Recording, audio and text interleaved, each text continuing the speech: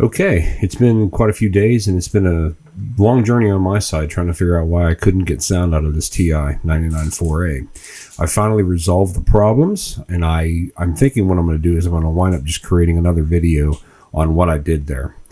But before I put this machine back together, I thought it would make sense to do a quick video to show you, what the thing actually looked like, and maybe do a quick kind of rundown on how I traced the problem and eventually figured out what I was doing wrong. For those of you who were laboring under the delusion that I was some kind of rocket scientist, you're about to be sorely disappointed. At least I think so. It's been a long journey. There's all kinds of things I tried, all kinds of things I'd done, and I'm beginning to wonder if maybe something had happened. But it looks like the upshot is that I had turned down the volume on the monitor, and that's why I couldn't get any sound. Now, in my defense, I was using two different monitors. One of the monitors appears to say it has sound, but it doesn't. I don't know what's going on. So the punchline is that what I've done is I've reconfigured and I've put it back on that old security camera monitor that I had, and I'm able to demonstrate the speech synthesizer along with showing you what the board looks like. So this is going to be cool, and this is what we've got so far. This is what we've got. This is what happens when you take the thing apart. You remove all the shell, and this is just the computer. So you have the keyboard, of course, the computer board with my Finalgram plugged in there. That piece on the back is the power supply. And here we have the 32K sidecar and the Tippy, along with the speech synthesizer plugged in my security camera monitor, which I know the sound works on. So we're going to use that for the demo here. But this is just the guts of the computer. If you open it up, this is what it winds up looking like. So what I'll do a little bit later here is I'll use the multimeter and show you what I was doing to try to figure out, well, where was the break in the audio signal? And that's what led me to the conclusion pretty quickly that, well, there's nothing wrong with the audio signal. It's there. It should be working. And then I had to look at the monitors, and yep, the monitor had been turned down. And I remember doing that, thought I had checked it. I don't know what to say. Terribly embarrassing, but mistakes can happen, even to the geniuses among us. So I'm humbled. One of the very cool elements that I wanted to point out, again, I had said this in another video, and I wanted to point out that this is actually the case in this video as well. This 32K sidecar and Tippy combination that I picked up, just so fantastic. They do a great job. If you wanted to, you could purchase an old speech synthesizer, and this will fit into the speech synthesizer if you wanted to kind of do that, figure out how to make that happen.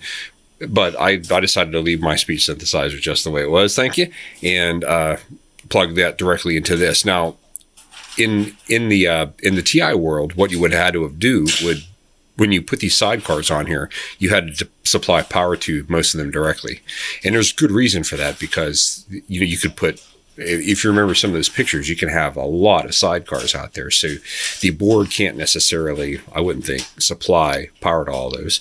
So I didn't have to supply power to this speech synthesizer because this component does. This component supplies power through it from the board, or to it from the board. So again, just great engineering on that. Can't say enough how impressed I am with that component. It has been wonderful, and I needed it because of the fact that the Finalgram has extended basic on it. That this SD card here has all of the TI library on it, and one of those things is extended basic.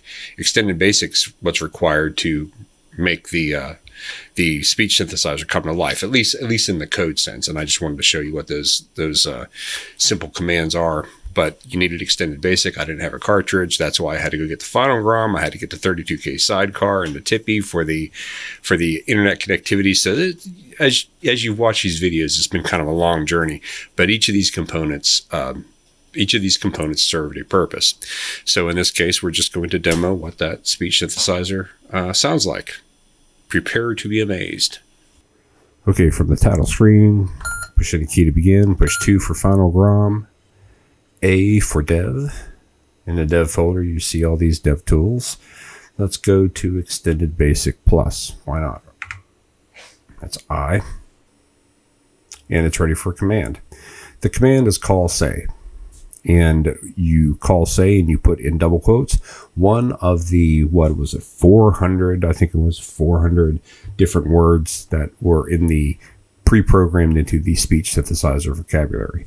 So one of those is hello. I've got caps lock on. I can't recall if this is case sensitive. Call say, the parameter is going to be hello as a string. So the extended basic is going to take that string. It's going to compare it to the vocabulary that's in the speech synthesizer. And if it recognizes it, it's going to say the word. If it doesn't recognize it, what it does is it says slowly, it says each letter in the word. So if you mistype something, and if it's a long word, that can be annoying to wait for it to finish, but you know, living on the edge here. Okay, so what does it sound like? Hello. Yeah. Okay, call say. Hello, I am the... Now this is interesting. You have to, if you have multiple word phrases, and one of them is Texas Instruments, that's one of the phrases that the speech synthesizer recognizes, you have to put pound or number signs around it in order to encapsulate it so that the parser knows that this is a token. If you don't do that, it's going to look for Texas and it's going to look for instruments separately. And I know for a fact that those two words are not in the program vocabulary, but the phrase Texas Instruments is. So that's how you keep that phrase together. So in this case, Texas Instruments. Don't mistype it. T-I. Make sure you get a space between those, right? 99 for A.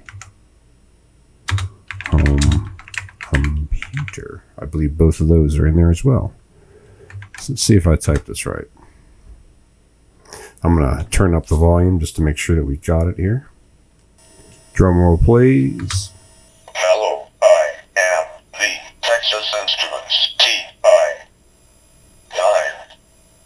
9 for a home computer. Aha. So it had 99. It didn't recognize 99. Now I know that the vocabulary does include 90 the word and 9 the word as well. So I could change that to TI and have the word spelled out 99 for A. But those were the shenanigans and the things you had to figure out as you were trying to use the speech synthesizer. Apparently, you had to figure out what the system would expect. So some cool back history on this. Apparently what had happened was there's a component, there's a door on the speech synthesizer, and it had originally been set up to accept like extensions of the vocabulary for the speech synthesizer. You could put new words in by putting a little mini cartridge into this speech synthesizer component. Well, they quickly learned right after they released this that that'd be much easier to do with software than it would be with hardware, and so that never became a thing. And by that time, this particular model had kind of played out, and so there was never much done with that. And to this day, there hasn't been a whole lot of progress made with the speech synthesizer. I'm sure there's some stuff out there I haven't found it necessarily, but that's how it works. That's how it's actually set up. So I think we can also find some games that use this as well. So see if we can find one of those games that uses a speech synthesizer and experience the multimedia event that would have been early 80s Texas Instruments gaming. Okay, the classic game that you want to start with when you're messing with the Texas Instruments and you want to hear the glory of speech in the game, you go to the game Alpiner. Let's check that out. Prepare to be amazed. Yay!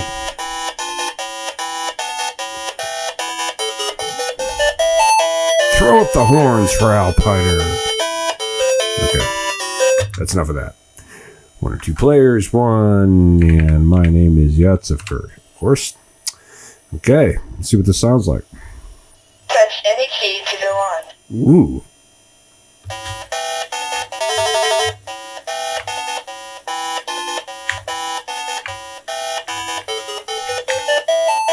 Ouch.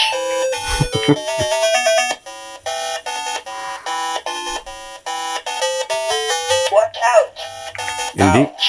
Yuck.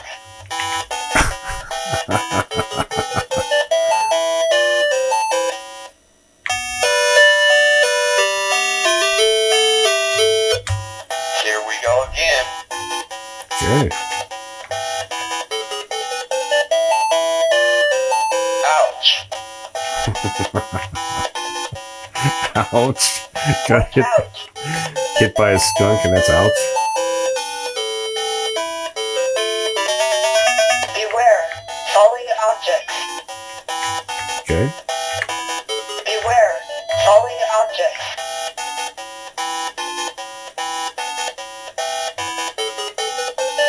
Great move, sport.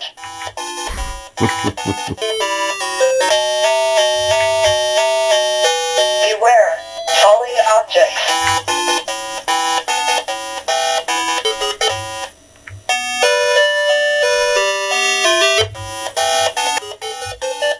You've got to move faster. Wow, I got the computer nagging me. Oh no. Yikes. Beware. Falling objects. I hit the bear's butt, and that wasn't good for me. You forgot to duck. Forgot to duck. Yeah. Game over. Press redo or back.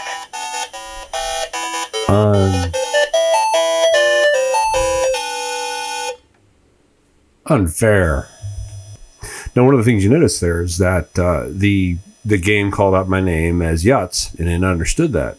So the game has elements of knowing how to text to speech, and that's because Yutz, I guarantee, is not in the vocabulary of the speech synthesizer. So that must have been using just good old text to speech programming in order to deliver that, and didn't even necessarily need a speech synthesizer. But still pretty cool, yeah, that's the way games used to sound, and that was better than the original stuff. It actually had words and it had speech in it. So there you go, a little bit of a tour from the speech synthesizer and some of the speech components of Texas Instruments. This started many months ago, back in July, but now we finally have some kind of closure around getting that speech synthesizer component and actually making it work. Again, just to recap, I had the speech synthesizer, but I had no way to make it function specifically as a speech synthesizer, because I didn't have that extended basic cartridge, and that's what started me down the whole road of getting the Finalgram and the 32K sidecar as well. So, it's one of those things that we learned quite a bit about. So I'm gonna, like I said, before I put this back together, I'm gonna do a little bit of a video showing what I did to trace the signal for the audio. But other than that, I think this will do it for this installment of the TI, what was it, reviving a TI 99 4A, part 13 or whatever it's going to wind up being. So thank you for watching. If you like the video, please like it, share it, subscribe to the channel, comment. Comments are always big on the video platforms, and keep an eye on the channel, because this is life, if I recall correctly.